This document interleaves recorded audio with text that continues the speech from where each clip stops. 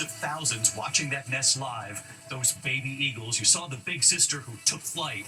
Scientists said she might not come back. So did she? And of course, all eyes now on the little sister. What's happened tonight? From ABC News World Headquarters in New York, this is World News Tonight with David Muir.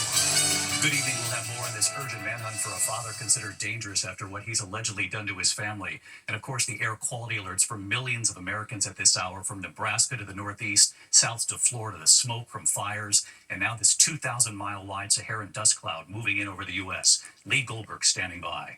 But we begin tonight here with President Trump and Elon Musk. Of course, once inseparable on the campaign trail and then in the White House.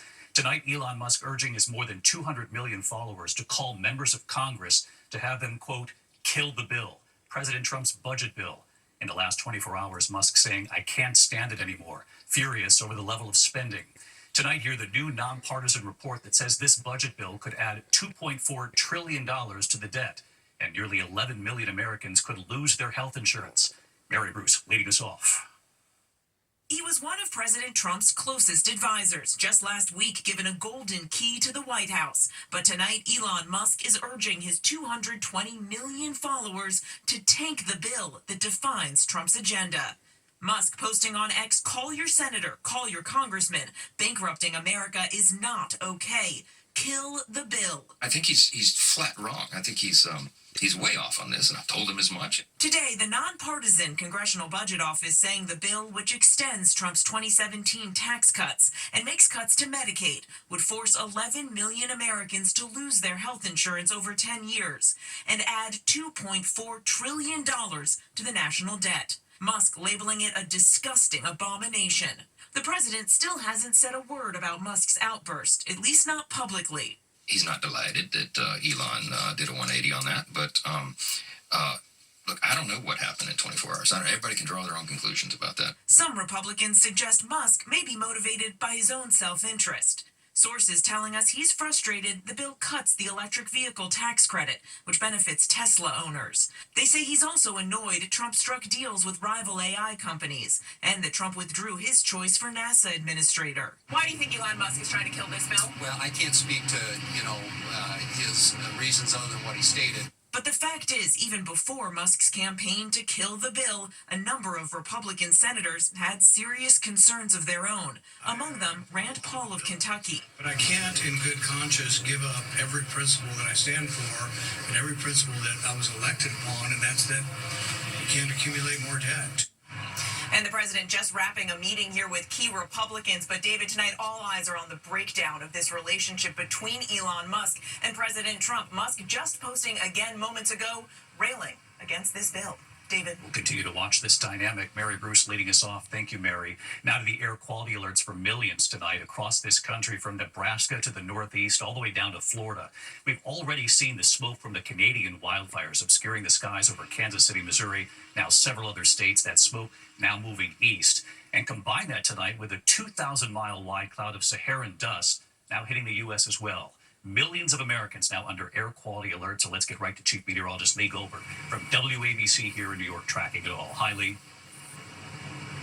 Hi, David. That wildfire smoke continues to pour into the upper Midwest and compromise air quality. We have air quality alerts that go from Nebraska into Wisconsin and Michigan tonight. It'll be thickest tonight. We also have dangerous pollution in the east from Philly to New York to Hartford, not related to the smoke. Let's time this. So for tonight, the dense smoke over parts of Iowa and into parts of Wisconsin, hazy skies to the east. You go into tomorrow, and the smoke is definitely thinner, but it could be a smoky day from Omaha all the way to Chicago. Unhealthy air quality all the way to the East Coast. From smoke to dust, Saharan dust at its thickest tonight over the Florida Peninsula. Some breaks could give a colorful sunset. Otherwise, this is not unusual and not impacting air quality. This will thin out over coming days. And in terms of storms west of the Mississippi, it's flood watches across parts of Missouri and into the southwest. Lots to talk about. David? Lee Goldberg back with us. Lee, thanks. Now to the other developers. News of an arrest at JFK Airport here in New York City. A new arrest after the deadly bombing at a fertility clinic in Palm Springs.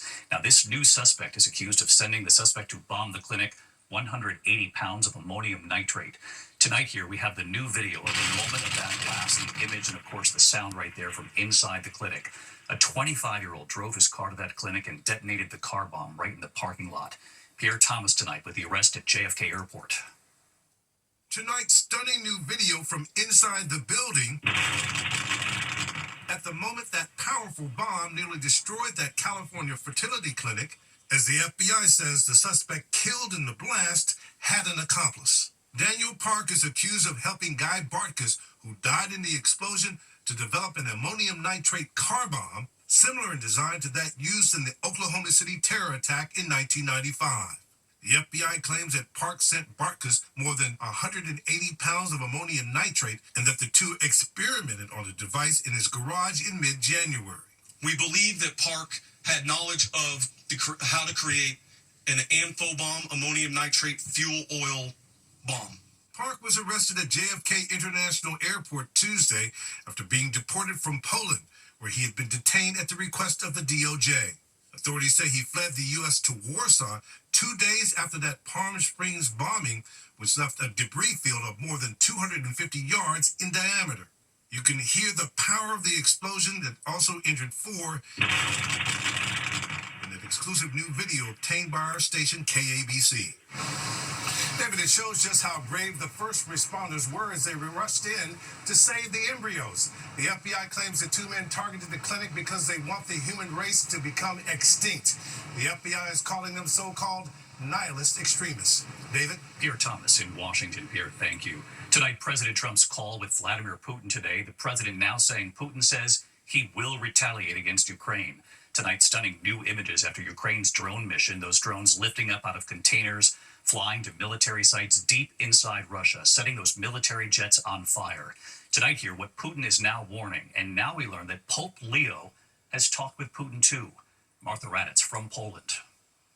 Tonight, dramatic new video showing Ukraine's brazen drone attack, setting some of Russia's most valuable warplanes on fire. Those drones smuggled deep inside Russia.